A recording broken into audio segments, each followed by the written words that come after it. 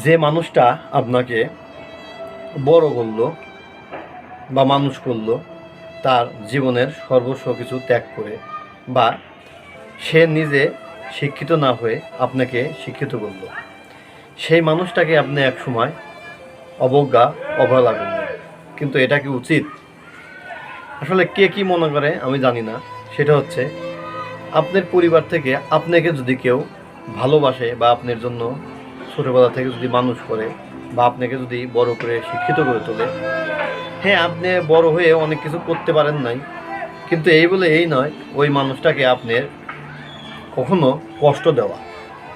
আপনি তার জন্য কিছু করতে না পারেন, তার গুণগানটা সবসময় গাইবেন, দেখবেন এতে সেও খুশি থাকবে এবং সৃষ্টিকর্তাও আপনার প্রতি খুশি হবে।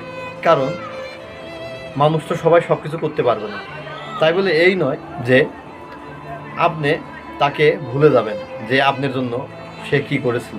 আসলে এই ধরনের বিশ্বাসঘাতক মানুষকে সৃষ্টিকর্তা পছন্দ করে না।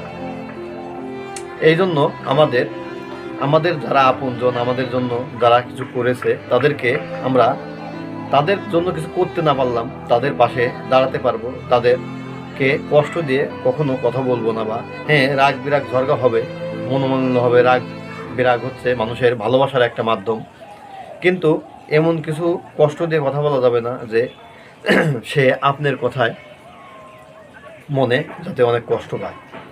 কারণ সে কষ্ট পাইলে সৃষ্টিকর্তাও কিন্তু আপনার প্রতি নারাজ হবে। ধন্যবাদ সবাইকে।